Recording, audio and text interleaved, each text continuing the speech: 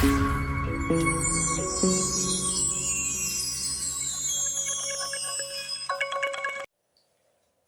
Hind friend. आज हम current affairs से जुड़ी हुई कुछ चीजों पे बात करने वाले हैं और आज आपको बता दें कि ये जो अभी लेटेस्ट न्यूज है इसके तहत हमको क्या समझना है कि भाई अभी अगर हम बात करते हैं तो अभी 9 अप्रैल को, ठीक है, 9 अप्रैल को अभी क्या हुआ है भाई, मतलब कल के दिन 9 अप्रैल को अगर हम बात करते हैं तो कुछ राज्यों में चुनाव चल रहे हैं। ये विधानसभा के चुनाव इस समय चल रहे हैं। इस समय लोकसभा का कोई चुनाव नहीं है, ये विधानसभा का इस समय चुनाव चल रहा है। विधानसभा का चुनाव, ठीक ना, ये विधानसभा का चुनाव चल रहा है इस समय। और अगर इसमें हम बात करते हैं तो कुछ राज्यों में 9 अप्रैल को चुनाव हुए हैं। बाकी चुनाव जो अगर हम बात करते हैं तो 23 अप्रैल को पश्चिम बंगाल में होने वाले हैं, ठीक ना, जो हमने आपको पहले भी यहां से बता दिया था कि भाई 23 अप्रैल और 29 अप्रैल को 2 चरणों में पश्चिम बंगाल में भी चुनाव होंगे। ये बात हमने आपको पहले भी इन्फॉर्म कर दी है। तो अगर आपको हम बता दें कि अभी 9 अप्रैल को कहां-कहां चुनाव हुआ है, मतदान कहां-कहां हुआ है, तो इसमें अगर हम देखते हैं तो हमें ये जानकारी मिलेगी। हाँ, क्या जी जानकारी मिलेगी, तो यहाँ से ध्यान क्या देना है, जानकारी यही मिल जाएगी हमको कि ये असम में हुआ है, ठीक है, असम में हुआ है। और कहां-कहां हुआ है, तो भाई असम के साथ साथ अगर हम बात करते हैं तो त्रिपुरा, असम के साथ त्रिपुरा में, और त्रिपुरा के साथ अगर हम बात करते हैं तो पुडुचेरी में, ठीक है, पुडुचेरी। तो इन स्थानों पर अभी चुनाव हुआ है। पुडुचेरी तो एक यूनियन टेरिटरी है, बाकी ये दोनों क्या है, स्टेट है। तो यहाँ पर चुनाव देखने को मिले हैं। और असम के साथ साथ इनमें अगर हम बात करें तो फिर भाई इसी के साथ त्रिपुरा में और फिर केरला में भी, गोवा कर्नाटक के कुछ क्षेत्रों में भी चुनाव हुआ है। लेकिन असम के सभी सीटों पर चुनाव हुआ है, ठीक ना, असम के सभी सीटों पर चुनाव हुआ है। आइए देखते हैं, हम सभी बातों को समझते हैं। तो पुडुचेरी केंद्र शासित प्रदेश, यहाँ 30 सीटों के लिए मतदान, अपने मताधिकार का प्रयोग कर रहे हैं। मतदान हुआ है। वोटिंग का समय भाई जो भी अपना 7 से 6 शाम तक रहेगा। अगर उपचुनाव की बात करते हैं बाय पोल, तो मुख्य चुनाव के साथ साथ कर्नाटक में, जिसमें हम बात करें तो इसमें दावणगेरे दक्षिण और बालकोट गुजरात, महाराष्ट्र, नागालैंड। एक मिनट, कैसे गीत लगी है जी, इसको क्या हो गया,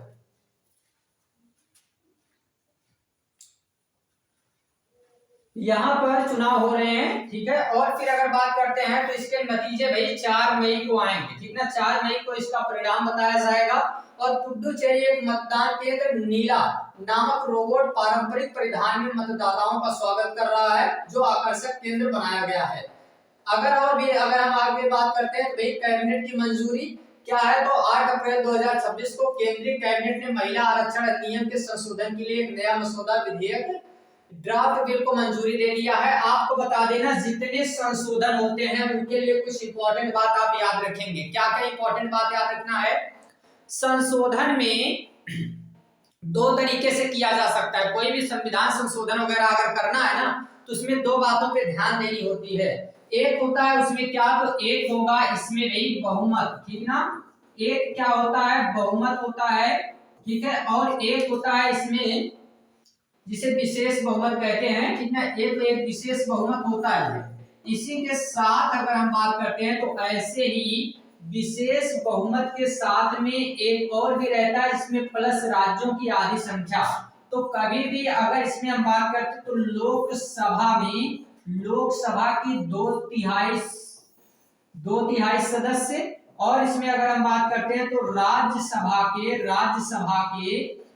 50% +1 इतने लोग अगर रहेंगे तभी कोई बिल पास हो सकता है, ठीक है। कोई भी बिल तभी पास हो सकता है जब लोकसभा से 2/3 और राज्यसभा में 50% +1 होने चाहिए सदस्य, बट ये अलग अलग सदन से, ठीक है। बट अगर इसमें हम बात करते हैं केवल लोकसभा में क्या क्या नियम होता है, तो जैसे इसमें 543 लोग हैं, फिर से ध्यान दीजिएगा, 543 लोग हैं, तो इसका 2/3 निकाला जाएगा, ठीक है, इसका 2/3 निकाला जाएगा और वो 50% +1 होना चाहिए। अगर यहाँ पे परसेंट जो है वो मान के चलते हैं केवल 200 निकले, 2/3 निकालने के बाद, 2/3 निकालने के बाद यहाँ पे निकलते हैं केवल कितने, तो भाई 200 निकलते हैं। और ये क्या होना चाहिए कि हमेशा 50% से प्लस होना चाहिए, तो 272 से ज्यादा होना चाहिए। ठीक है, तो अगर 272 से ज्यादा नहीं होंगे तो फिर ये बिल नहीं पास होता है। ठीक है, ये सारी चीजें हम पॉलिटी की क्लास से जल्द ही प्रोवाइड कराने वाले हैं, उसमें आपको सारी बातें बताई जाएंगी। बट विशेष बहुमत में यही कंडीशन होती है, प्लस राज्यों की भी लगभग 50% सहमति अनिवार्य होती है। ठीक है, तो ये चीज यहाँ पे रहता है। बाकी इसमें क्या हम बात करते हैं, तो भाई सीटों में बड़ी वृद्धि। इस संशोधन के बाद लोकसभा की सीटों में 543 की जगह 816 होने की संभावना है।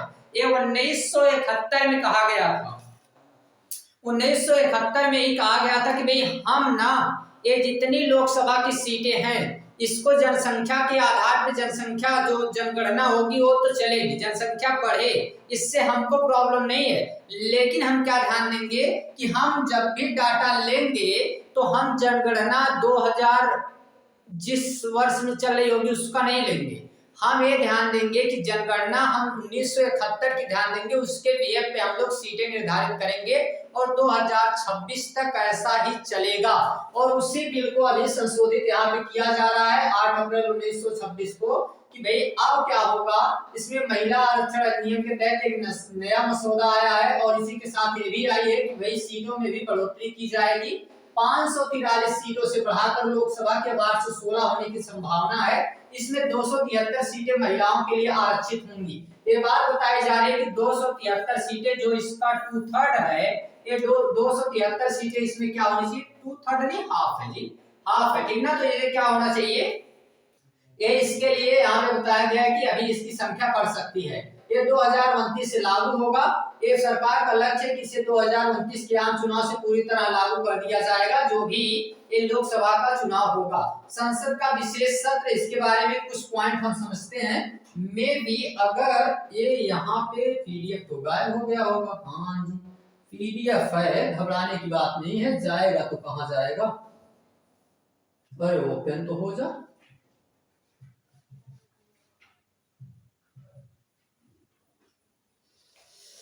हे भगवान,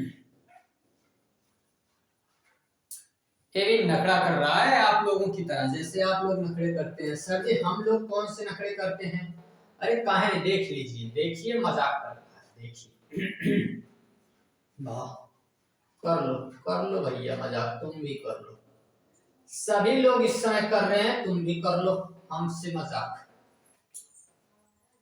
सब लोग कर रहे हैं इस समय। तो ये भी कहा कि हम भी करते हैं, आपसे मजा आता है मजाक करके, हमने कहा कर लो भैया तुम भी।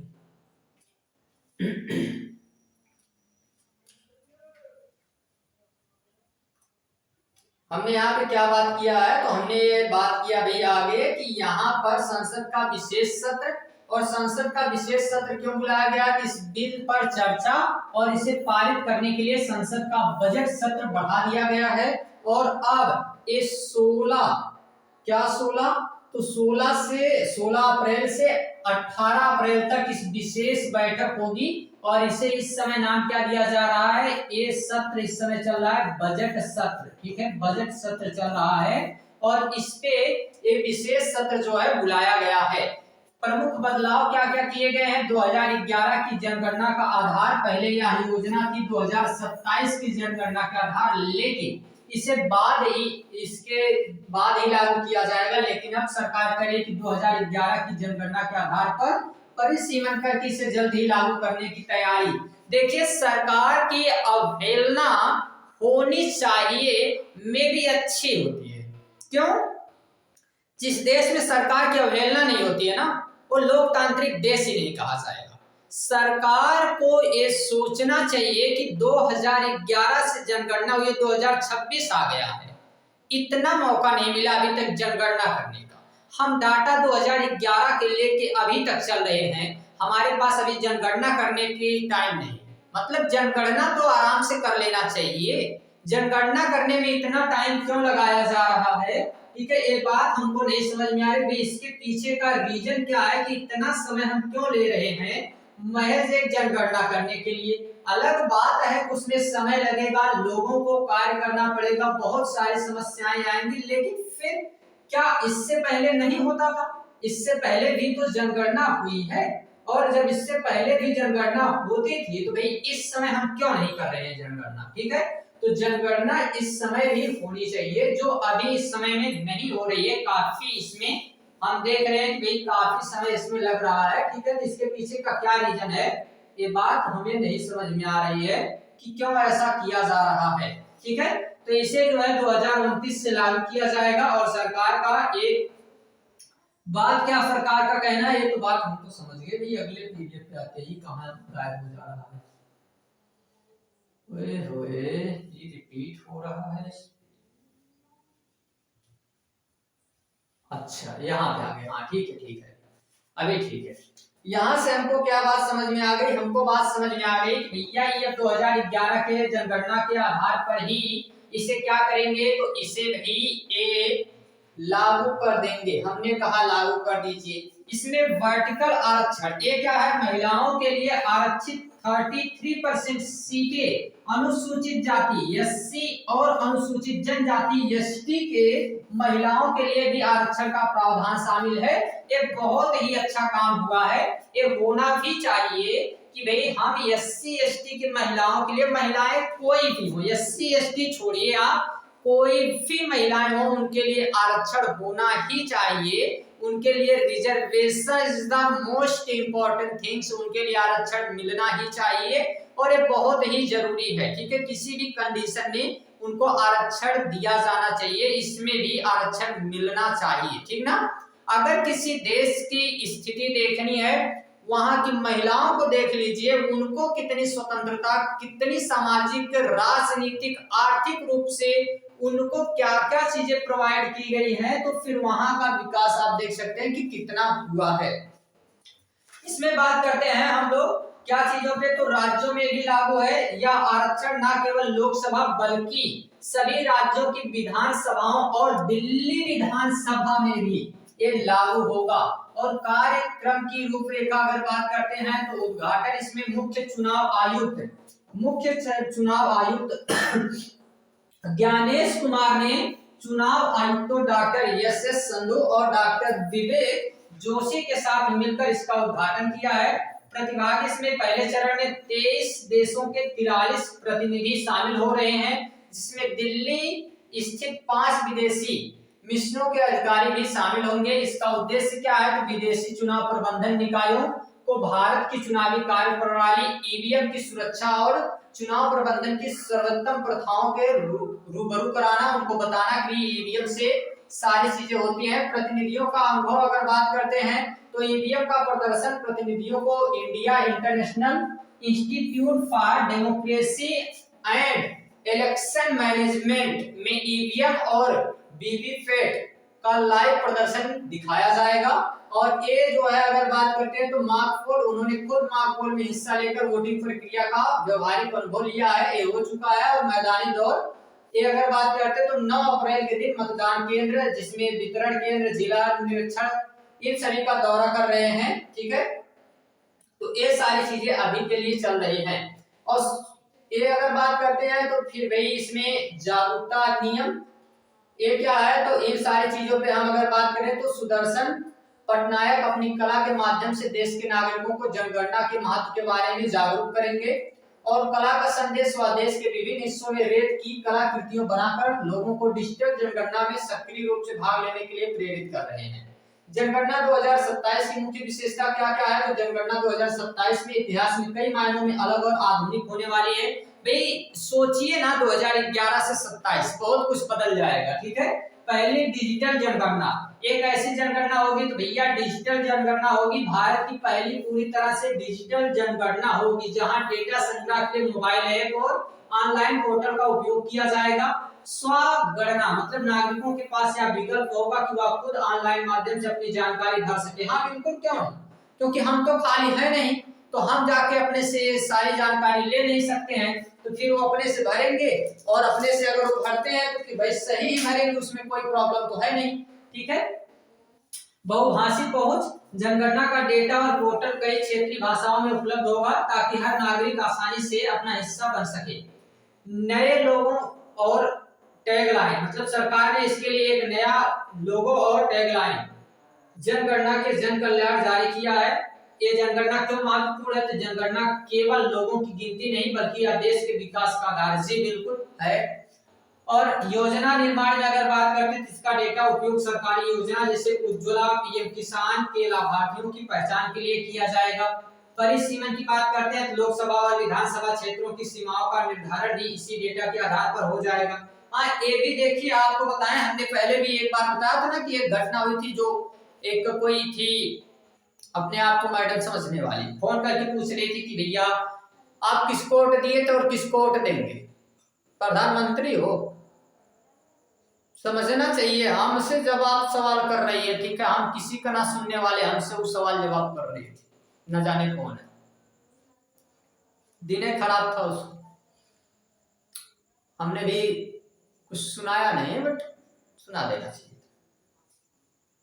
ऐसा थोड़ी होता है। पर्सनल आप हमारी जानकारी लेना है तो आइए मुलाकात करिए, बढ़िया से पर्सनल जानकारी आपको दी जाए, 2-4 घंटे की क्लास ली जाए।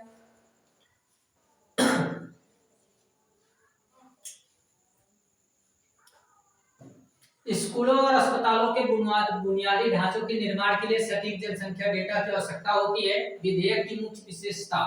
अगली खबर क्या है तो वही इसमें देखना है। इस विधेयक के साथ ही अमरावती आधिकारिक और आंध्र प्रदेश की एकमात्र और अस्थायी राजधानी बन गई है। कौन?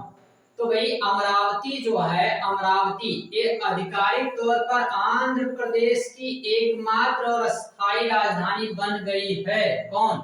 अमरावती, ठीक है। तो अमरावती जो है आधिकारिक और आंध्र प्रदेश की आधिकारिक तौर पर अभी एकमात्र और अस्थायी राजधानी बन गई है। 3 राजधानियों का अंत। इस कानून के पहले 3 राजधानियां थी, विशाखापट्टनम, अमरावती, कुर्नूल, और ये प्रस्ताव पूरी तरह से समाप्त किया गया जिससे प्रशासनिक भ्रम दूर होगा। विशेष वित्तीय सहायता। केंद्र सरकार ने इस विधेयक के माध्यम से अमरावती के बुनियादी ढांचे के विकास के लिए 15,000 करोड़ के विशेष वित्तीय पैकेज को भी वैधानिक रूप से दिया है। अब इसमें क्या क्या है तो वर्ल्ड क्लास सिटी, अमरावती को एक ग्रीन फील्ड और स्मार्ट सिटी के रूप में विकसित किया जाएगा। यहाँ की सड़कें, जल निकासी और बिजली ग्रिड को आधुनिक तकनीकी लैस किया जाएगा। इसका मतलब क्या है, जहां सड़कें एक तरफ से जा रही हैं तो दूसरी तरफ से आ रही है, जो पूरा का पूरा ग्रिड बनता है, ये जाल, इसी को ग्रिड के नाम से जानते हैं। तो ऐसी सड़कें वहां बनाई जाएंगी। यहाँ आधुनिक विधानसभा, सचिवालय, उच्च न्यायालय के भवनों का निर्माण किया जाएगा। और इसमें कनेक्टिविटी की अगर बात करते हैं तो अमरावती को विजयवाड़ा और गुंटूर के साथ मेट्रो रेल से जोड़ा जाएगा और एक्सप्रेस वे से भी जोड़ा जाएगा। इसका क्या प्रभाव होगा तो निवेश में वृद्धि। राजधानी स्पष्ट होने से अब बड़े कॉर्पोरेट्स और आईटी कंपनियां आंध्र प्रदेश में निवेश करने के लिए अधिक प्रोत्साहित होंगी। जहां भाई जितनी ज्यादा सुविधाएं होंगी वहां उतने लोग शामिल होंगे, तो सभी लोग यहाँ पे आएंगे। और इसका ये सिंपल सी बात है रही, तो यहाँ पे डेवलपमेंट होगा, ठीक ना। इससे डेवलपमेंट होगा तो अच्छी चीजें हैं। निर्माण और प्रशासनिक कार्यों की वजह से स्थानीय युवाओं के लिए रोजगार के लाखों नए अवसर खुलेंगे। कानूनी स्पष्टता होगी। पिछले वर्ष से अगर बात करते हैं तो राजधानी को लेकर काफी मामला चल रहा था, इसलिए इसमें भी विराम लग जाएगा। और पीएलआई योजना के तहत मुख्य उपलब्धियां, ठीक है। अगली खबर है, अगली खबर क्या है तो पीएलआई योजना के तहत मुख्य उपलब्धियां। इसमें देखेंगे तो निवेश में रिकॉर्ड वृद्धि। सरकार ने रिपोर्ट के अनुसार खाद्य प्रसंस्करण क्षेत्र में अब 9,000 करोड़ से अधिक का वास्तविक निवेश दर्ज किया जा चुका है। उत्पादन और बिक्री। इस योजना के तहत शामिल कंपनियों में 2 लाख करोड़ से अधिक की संचयी बिक्री का आंकड़ा पार किया है। और निर्यात अगर बात करते हैं तो भारतीय ब्रांडों और वैश्विक स्तर पर पहचान दिलाने के लिए इस योजना के तहत विशेष सहायता की जा रही है। इसमें अगर निर्यात में बात करें तो 15% की वृद्धि देखी जा रही है। इस प्रगति के पीछे मुख्य कारण क्या क्या है तो ready to read segment based जीवन शैली के कारण ये ज्यादा इंपॉर्टेंट खबरें रही, ज्यादा ठीक ना, बट ये इंपॉर्टेंट यहाँ ध्यान देना है। इसलिए थोड़ा स्पीड इसलिए ना, करंट की न्यूज है, बहुत ज्यादा ऐसे नहीं है कि जहां कॉन्सेप्ट बेस्ड चीजें रहेंगे वहां आपको हम बताएंगे। ऐसा नहीं समझना कि सर जी आप फटाफट चले जा रहे हैं, इसका कोई वो बड़ी बातें नहीं है। बाजरा और अन्य मोटे अनाजों को बड़े उत्पादन के लिए जो है यहाँ सरकार अलग अलग तरीके से प्रोत्साहित करेगी। ऐसे भी मोटे अनाज ना अभी बहुत कम हो चुके हैं, ठीक है, इन चीजों पे ध्यान नहीं दिया जाता है। सब गेहूं चावल इन सभी को उगाने में लगे हैं। मोटे अनाजों की अभी जो है उत्पादन ये बंद कर दिया गया है, बहुत कम के मतलब नाम मात्र के बराबर रह गया है। बहुत सारी चीजें अब नहीं होती हैं अपने क्षेत्र में। अगर देखा जाए तो इधर एकदम बिल्कुल नाम मात्र का खत्म है, मतलब ठीक है मामला वहां खत्म है। और आपको बताया ना जरूरत के हिसाब से होता है, जब जिसकी जरूरत होगी वो पूजा जाएगा, याद रखना है। आप सबके लिए तभी अच्छे हैं जब आप सबकी जरूरतों को पूरा कर रहे हैं। जिस दिन आप किसी की जरूरतों को नहीं पूरा कर पाएंगे, उनके हिसाब से नहीं चलेंगे, आप ठुकरा दिए जाएंगे। फिर आपके कितने गहरे रिश्ते हों, आपके अपने हो कोई भी हो, डजंट मैटर, ये सब कहने की बात है। जरूरतें नहीं पूरा करते हैं तो फिर आप कुछ नहीं है। ये सिंपल और सीधी बात है, बहुत ही सिंपल और सीधी बात, स्पष्ट बात है, यही है, ठीक है। तो यहाँ पे क्या किया जा रहा है, मोटे अनाज फिर से प्रोत्साहित, इसको प्रोत्साहन दिया जा रहा है, ये फिर से उगाया जाए, ठीक है, फिर से उगाया जाए। बुनियादी ढांचा अगर देखते हैं तो मेगा फूड पार्कों और कोल्ड चेन स्टोरेज की सुविधा बढ़ाने के लिए कच्चा माल खराब होने में कमी आई है। अमूल की वैश्विक रैंकिंग तो नंबर 1 पर है। अमूल को प्रति व्यक्ति सकल घरेलू उत्पाद जीडीपी, देखिएगा जीडीपी क्या होती है तो बड़ी अच्छी चीज है भैया। जीडीपी को क्या कहते हैं, जीडीपी को कहते हैं ग्रॉस डोमेस्टिक प्रोडक्ट। ये क्या है, ग्रॉस डोमेस्टिक प्रोडक्ट है, ग्रॉस डोमेस्टिक प्रोडक्ट। इसका क्या मतलब होता है, इसका मतलब बड़ा सिंपल होता है सर जी, इसका तो मतलब होता है सकल घरेलू उत्पाद। अच्छा, तो इसका मतलब है सकल घरेलू उत्पाद, सकल घरेलू उत्पाद। इसका मतलब सिंपल समझिए ना कि एक साल के भीतर, अच्छा, हमारे देश के अंदर पिछले एक साल के भीतर उत्पादित वस्तुओं और सेवाओं का अंतिम मूल्य क्या कहलाएगा, जीडीपी। तो जो कुछ भी इस हमारे देश के भीतर एक साल में जितनी भी वस्तु और सेवा का उत्पादन किया गया है, इनका जो अंतिम मूल्य होगा उसी को हम लोग क्या नाम देते हैं जी, उसी को नाम देते हैं जीडीपी। तो अंतिम मूल्य जो इसका होता है इसको जीडीपी कहते हैं, ठीक है। तो ये क्या है, तो भाई यहाँ प्रति व्यक्ति सकल घरेलू उत्पाद का टर्नओवर के अनुपात में आधार पर दुनिया की नंबर 1 सहकारी संस्था चुना गया है। किसे, अमूल वैश्विक, ठीक है, अमूल को वैश्विक रैंकिंग मिली है। आगे बात करते हैं तो यह रैंकिंग दर्शाती है कि देश की अर्थव्यवस्था के आकार के मुकाबले अमूल अपने सदस्यों यानी किसानों का कितना अधिक योगदान और लाभ पहुंचाता है, ठीक है। और कुल टर्नओवर अगर बात करते हैं तो अमूल का सालाना कारोबार 80,000 करोड़ रुपए को पार कर चुका है, जो इसे दुनिया में सबसे बड़ी डेयरी सहकारी समितियों में से एक बनाता है।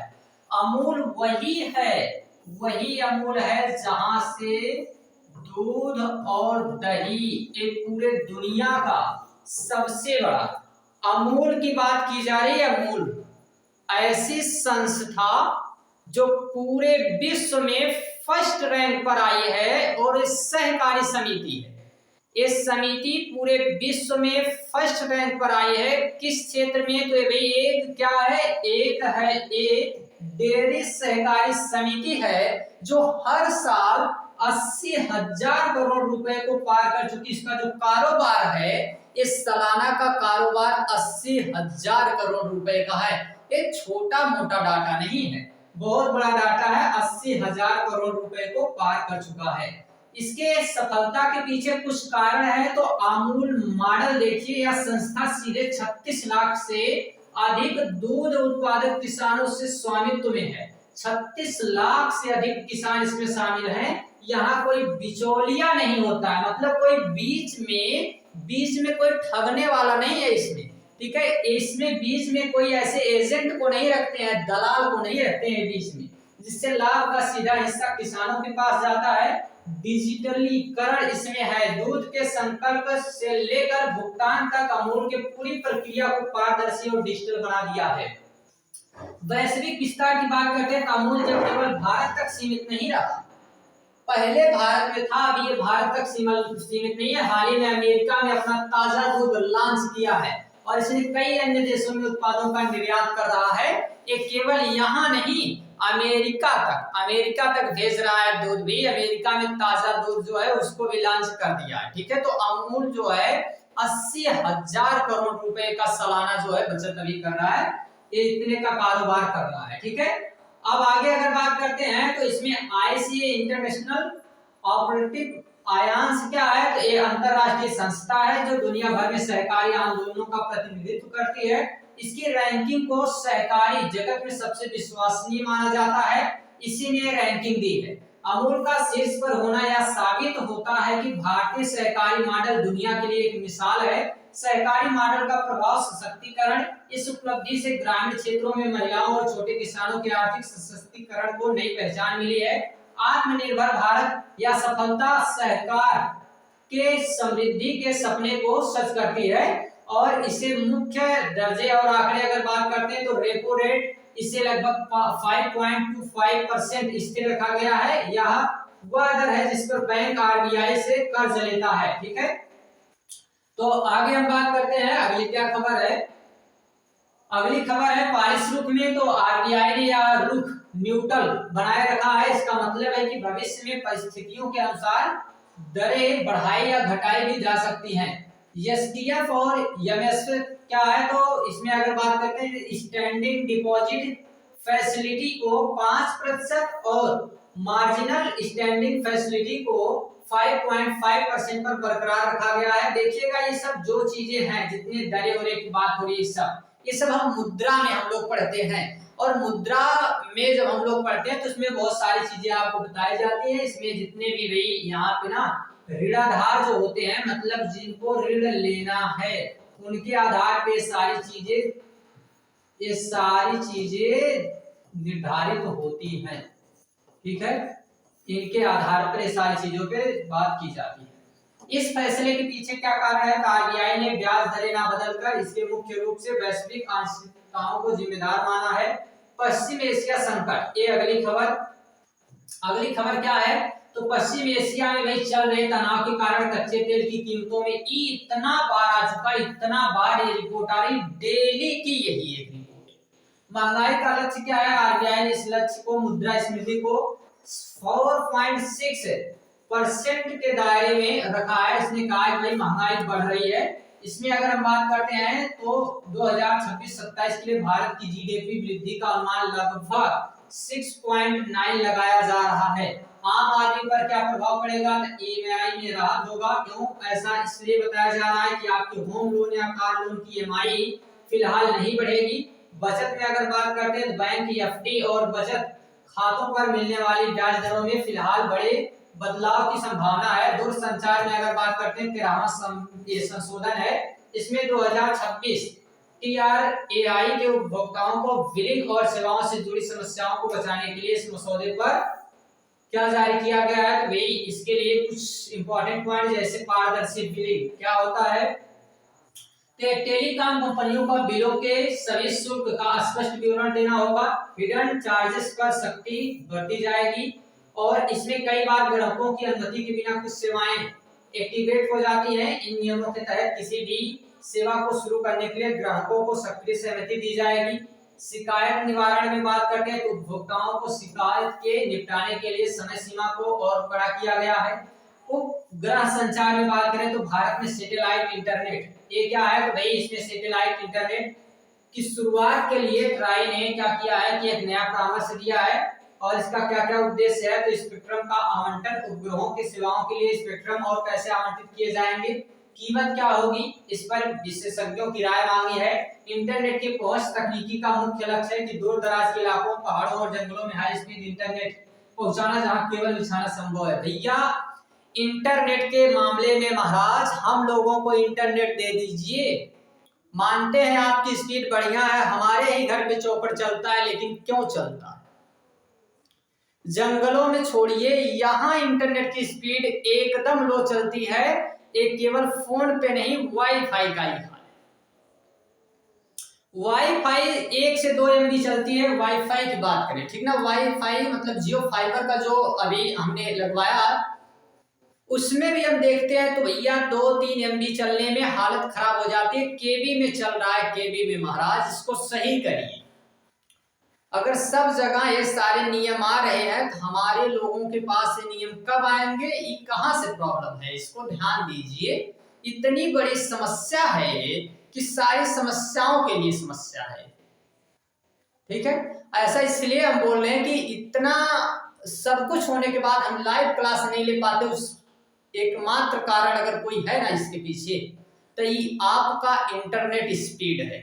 और इसके लिए जो बार बार फोन करके हम लोगों से कहते हैं कि अपना रिचार्ज करा लीजिए सर, हेलो सर हम जियो की कंपनी से बात करें, अपना रिचार्ज करा लीजिए, तो जियो की कंपनी वाले और जियो के जो भी वहां से फोन करने वाले हैं उन सभी को बता देना चाहते हैं कि हम लोगों के यहाँ की स्पीड भी बहुत खराब है, इसीलिए हम लोग नेटवर्क को बहुत खराब करके रखे हैं।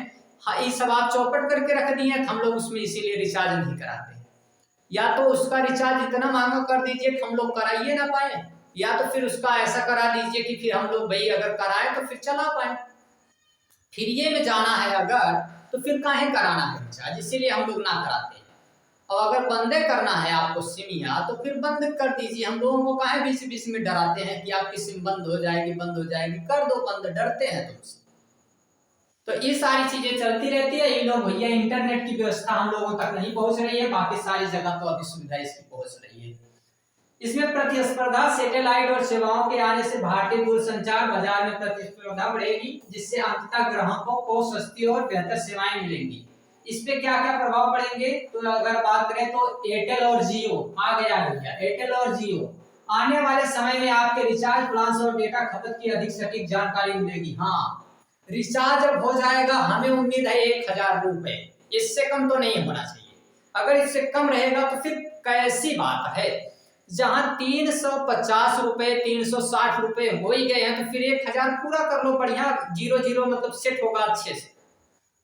तो इसलिए इसका कीमत जो है अभी थोड़ी सी कम है, इसकी कीमत बढ़ाई जाए, इसे 1000 रुपए किया जाए, क्योंकि आप ना इन्हीं रिचार्जों से ही तो आपका चल रहा है। तो फिर इसको बढ़िया बढ़ाइए ताकि ये हम लोगों के लिए भी अच्छा हो जाए और आप लोगों के लिए भी अच्छा हो जाए। तो इसको बढ़ाइए, आप फटाफट बढ़ाइए, और फिर हम लोगों के यहाँ फोन करके कहिएगा कि महाराज रिचार्ज कराइए। और हम लोग 1 महीने का नहीं कराएंगे अब रिचार्ज, अब सीधे साल भर का कराएंगे। क्यों? क्योंकि 1000 रुपए 1 महीने का, तो 12 महीने का हो जाएगा, हमें उम्मीद है 12000 रुपए, तो हम लोग फटाक से 12000 का करा लेंगे। तो ये थोड़ा हम लोगों के लिए सही रहेगा, ठीक है। तो ऐसा रिचार्ज इसमें बढ़ाइए। और फिर ग्रामीण क्षेत्रों में क्या है, यदि आप ऐसे क्षेत्र में रहते हैं जहां 5G सिग्नल कमजोर है, तो भविष्य में सैटेलाइट इंटरनेट का एक मजबूत विकल्प बन उभरेगा। भैया बहुत अच्छा है कि अगर बन जाएगा, कहीं बने ना बने, सुजीत कोचिंग क्लास यहाँ पे बनना चाहिए, इधर की सुविधा सही होनी चाहिए। इंटरनेट से हम लोग बहुत परेशान हैं, सबसे बड़ी समस्या अगर कोई है तो इंटरनेट की समस्या है। एक वीडियो अपलोड करने में, अभी ये जो बन रहा है ना आपके सामने, जो अभी हम रिकॉर्ड कर रहे हैं, इसको बनने में अगर हमने इसको 1 घंटे का वीडियो बना दिया तो जाएगा 13 से 14 जीबी, और ये जो 13 से 14 जीबी के आसपास जाएगा, इसको अपलोड करने में ना इनका कितना घंटे चले जाएगा, 13 से 14 घंटे अगर हम लगा के रख दे फोन पे, तो ये ना अपलोड कर पाएंगे, ना कर पाएंगे। हमको दूसरे क्षेत्र में जाना पड़ता है, लेके मोबाइल घूमना पड़ता है, कि ऐसे खड़े रहते हैं कि भैया आप अपलोड हो जाओ, अब अपलोड हो जाओ, तब वो अपलोड होता है। इसीलिए आपको डेली क्लास नहीं मिल पाती। कई बार हम लोग लेक्चर रिकॉर्ड कर लेते हैं बट अपलोड नहीं कर पाते, लाइव चला नहीं सकते क्योंकि पूरा चौपट करके रखे हैं, इसीलिए नहीं चल पाता है। इसमें का साथी क्या है, तो ये क्या है, तो भैया ये है AI पावर्ड चैटबॉट। ये क्या है, AI चैटबॉट है। इसके बारे में क्या करना है, तो आयकर विभाग की आधिकारिक वेबसाइट पर 24 घंटे उपलब्ध रहेगा, और एक तुरंत सहायता आपके टैक्स से जुड़े सवालों से रियल टाइम में जवाब देगा। मार्गदर्शन आपको इनकम टैक्स रिटर्न भरने, रिफंड स्टेटस चेक करने और अन्य जटिल प्रक्रियाओं में भी आपको स्टेप बाय स्टेप गाइड करता है। बहुभाषी या अलग अलग भाषाओं में जानकारी देता है। देखिएगा इसके बारे में आपको बता दें कि भैया जो भी चैट जीपीटी हो गया, एआई हो गया, बहुत अच्छा है, बुरा भी है बट अच्छा है। बुरा इसलिए है क्योंकि टेलीग्राम, व्हाट्सएप, इंस्टाग्राम, इन सारी चीजों से अभी के समय में फोटो लिए जा रहे हैं। उन फोटोज का दो तरीके के फोटो लेके, ठीक है, ये दो तरीके के फोटो यहाँ से लिए जा रहे हैं, ठीक, ये दो तरह के यहाँ से फोटो लिए जाएंगे और बस इस पे कमांड करनी है। क्या इस पे कमांड करनी है भैया कि जैसी कमांड आप कर दोगे वो ऐसा काम करा देगा। और यही जो है इंस्टाग्राम, टेलीग्राम, व्हाट्सएप, फेसबुक, इन चीजों पे भेज के और उन्हें क्या किया जा रहा है, तो भाई गुमराह किया जा रहा है। इसीलिए ये एआई तो है बढ़िया, लेकिन समस्या कहाँ आई, टेलीग्राम, इंस्टा, इन सारी चीजों से समस्याएं बढ़ रही हैं। इन सारी चीजों पे भी थोड़ा फोकस करना चाहिए। फोकस कुछ नहीं करना चाहिए। हम तो साफ बात बताएं कि इसमें अपनी भी कुछ कमियां हैं। कमियां इसलिए है कि कई बार जब जिन चीजों के लिए मना किया जाता है लोग वही करते हैं जिनके लिए मना किया जाता है। हमने ऑफलाइन से लेके ऑनलाइन तक कई बार कहा है कि डिजिटल समय है, यहाँ जब जरूरत हो तभी आओ आप ना इनके सामने से। अब हम लोगों का तो काम है, हम लोग कहाँ छुप के रह सकते हैं, पढ़ाना है हम तो इनके सामने आएंगे ही। बट आप काहे झूठे लगे रहते हो इस पे बार बार सामने, तो ये अच्छी चीजें नहीं है, ठीक है। तो वहां पे थोड़ा सा फोकस करना चाहिए। बाकी एआई बहुत बढ़िया है, बहुत सारी चीजों का नोट्स प्रोवाइड करा देता है और भी बहुत सारी चीजें वो बना के दे देता है, तो है अच्छा, एआई अभी के समय में अच्छा है, ठीक है। बट उनका आप दुरुपयोग करेंगे तो फिर भाई खराब तो है ही, कोई भी चीजें हैं, ठीक ना। तो भाषी अलग अलग भाषा में जो भी भाषा आपको नहीं समझ सीधे लिख दीजिए कि फलाने भाषा में चाहिए, वो दे देता है। नई वेबसाइट की खासियत, आयकर विभाग ने अपनी वेबसाइट को पूरी तरह से नया रूप दे दिया है। ये वेबसाइट पहले के मुकाबले अभी तेज है और इसमें अगर हम बात करते हैं तो नेविगेट करना यानी जानकारी खोजना बहुत आसान हो गया है। एक ही स्थान पर जानकारी, टैक्स से जुड़े सभी नियम, फॉर्म, कैलकुलेटर, महत्वपूर्ण सूचना अब एक ही जगह पे मिल जाएगी। नागरिक केंद्रित, अगर हाँ एआई है मस्त, उस पर आप सर्च करिए, सीधा किसी का परसेंटेज निकालना है वहीं कर लीजिए, किसी के बारे में कोई सूचना चाहिए वहीं, फोटो मंगाना है वहीं कर लीजिए, है बढ़िया, बहुत नंबर एक की वो सारी चीजें हैं, ऐसी बात नहीं है, वो सही है। यह कदम अभी क्यों उठाया गया है, तो नए आयकर अधिनियम 2025 1 अप्रैल 2026 से नया आयकर अधिनियम लागू हुआ है। इस नियम को समझने के लिए लोगों की परेशानी ना हो, इसीलिए कर साथी को एक गाइड के तौर पर पेश किया गया है। फिर आईटीआर सीजन, अगले वाले समय में इनकम टैक्स रिटर्न भरने का सीजन शुरू होने वाला है, आने वाले समय में, अगले वाले समय में, आने वाले समय में, ठीक है। और ये जो टैक्स भरने का सीजन शुरू होगा, जिसमें ध्यान रखते हुए तकनीकी से जो भी तकनीकी बदलाव किए गए हैं सब इसीलिए। परियोजना का मुख्य उद्देश्य क्या है, तो इसका मुख्य उद्देश्य डिजिटल कनेक्टिविटी, रेलवे संचार नेटवर्क को पूरी तरह से डिजिटल और हाई स्पीड बनाना, सुरक्षा में सुधार, ऑप्टिकल फाइबर नेटवर्क रेलवे की सुरक्षा प्रणाली जैसे कवच को बेहतर ढंग से चलाने में मदद करेगा, रियल टाइम मॉनिटरिंग करेगा, ट्रेनों की स्थिति, ट्रैक की सुरक्षा, रियल टाइम जानकारी, ये सब चीजें हो जाएंगी। आपको बता दें कि जब हम लोग गए थे इस बोर्ड को लेने, लखनऊ में हम लोग रुके और वहां शाम को आए हम लोग, फिर ट्रेन का वेट करना था हम लोगों को, और ट्रेन की टाइमिंग बहुत डिफरेंस थी। उसमें हम लोगों को समय 9 बजे के आसपास दिखा रहा था, भाई हम लोगों को ट्रेन मिलेगी वहां से यहाँ आने के लिए हमारे स्टेशन साइलेंस के पास। बट आपको जानकर आश्चर्य होगा कि हम लोगों को करीब अप्रोक्सीमेट 1 से 1:30 बजे के आसपास ट्रेन मिली थी। और इसीलिए ये अगर टाइमिंग वगैरह ये सारी चीजें सही हो जाती है तो बहुत अच्छी बात है। ये सब बिल्कुल टाइम बाय टाइम होना चाहिए, थोड़ा सा अधिकतर टाइम लेट रहती है, 1 घंटे 1.5 घंटे तो उनका मतलब हो ही जाता है। कभी कभार ठीक है, कुछ कुछ ट्रेनें हैं जो ज्यादा मतलब चलने वाली जो फेमस है वो तो लगभग टाइम पे आ जाती है, बाकी कुछ समस्याएं तो हैं।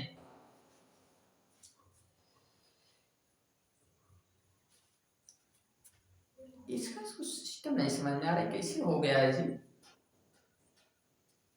टेढ़ा मेढ़ा हो जा रहा है, ना जाने इसको क्या हो गया है। तुम नाराज हो क्यों मेरे से? नहीं सही हो रहा है, ना जाने क्या हुआ है, ना जाने कौन सी बात हो गई है, सब कुछ रूठा रूठा सा है। ठीक है, लगता है कि जमाना सही है बट सब कुछ झूठा झूठा सा है सारी चीजें।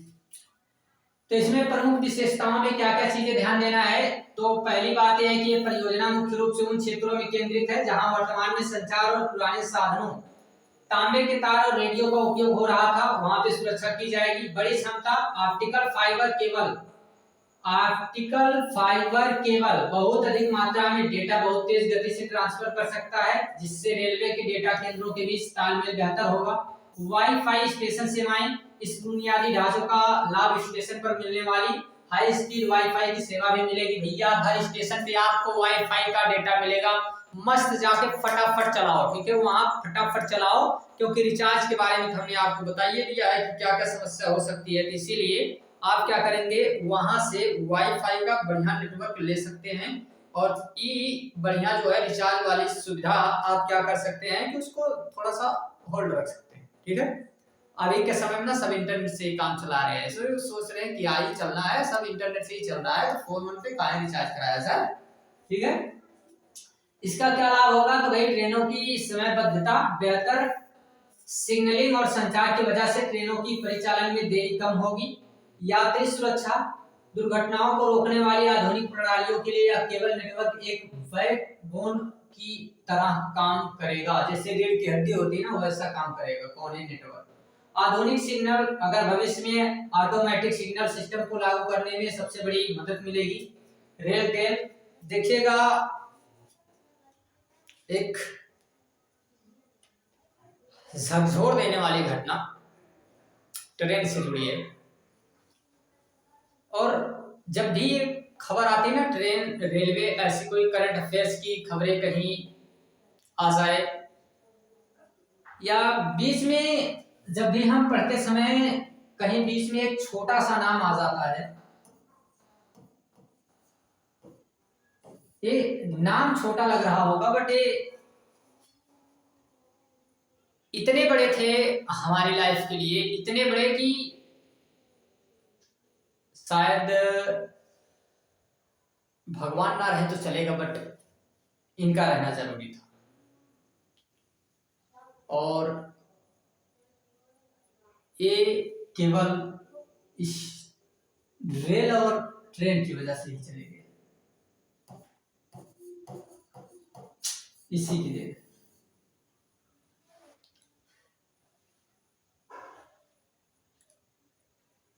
इसलिए जब कभी भी पढ़ाया जाता है ना, तो ऐसी खबरें आने पे हम स्तब्ध हो जाते हैं। अभी तक की सबसे चिंतित कर देने वाली, पूरे लाइफ में सबसे दुखदायक घटना है, जिससे हर बार हम परेशान रहते हैं, वो घटना यही है। सारी परिस्थितियों का कारण, अगर कुछ इससे पहले भी परिस्थितियां गड़बड़ हुई है बट तब ऐसा नहीं लगता था, तब ऐसा लगता था कि अगर हारे भी तो क्या हुआ, एक बार बात करेंगे और बोलेंगे कि ऐसा चल रहा है, तो बोलेंगे बस एक ही आवाज आती थी उधर से कि अरे कोई बात नहीं है यार, देख लेंगे हम लोग। बट अब वो आवाज आना बंद हो गई। इसलिए इन घटनाओं को देखने के बाद बीच में हम कई बार जब इनाम आता है ना, तो छोड़ के हम आगे बढ़ जाते हैं। चलिए कोई ना, आगे देखते हैं हम लोग।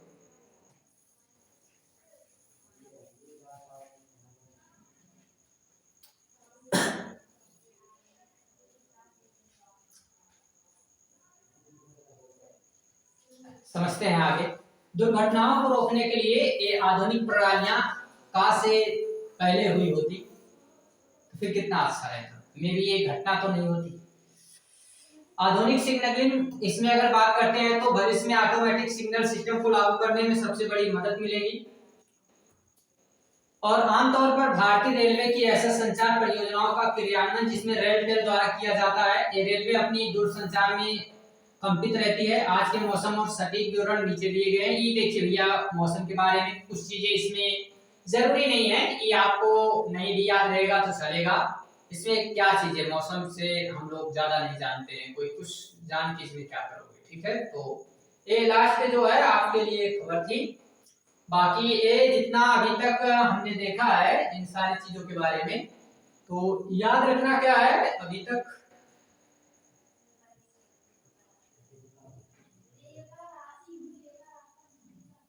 तक हमने आपको बहुत सारी चीजों के बारे में बताया। जो कुछ भी आपने यहाँ से देखा है ये पूरे की पूरी करंट अफेयर्स की न्यूज थी। जो कुछ भी इसमें था हमने आपको बता दिया है, ठीक है। आगे की खबर हम अगले करंट अफेयर्स की जो न्यूज होगी वो देखेंगे अगले दिन। और भी बहुत सारी चीजें हैं जिसमें अभी क्लास आपकी चल रही है जियोग्राफी की, वो चलती रहेगी। और फिर जो है एक मैराथन अभी आपको मिलने वाली है, जल्दी प्रोवाइड कराई जाएगी मे बी, ठीक है। और वो कुछ ही दिनों में आप लोग को मिल जाएगी मे बी। अगर सब कुछ सही रहा तो एक लंबी क्लास भी हम खींचने का प्लान करेंगे, कोई टेक्निकल एरर ना आया। बाकी लाइट जानते हैं, लाइट के लिए हम महोदय लोगों से कुछ नहीं कहना चाहेंगे, क्योंकि अगर अभी कह देंगे तो फिर इनसे बाद का हिसाब किताब कैसे लिया जाएगा। इनसे बाद का हिसाब किताब बहुत ज्यादा लेगा, ठीक है। तो इनसे हिसाब किताब हम लेंगे बाद का। अभी इनको कुछ नहीं बोलते हैं तो अच्छा होगा।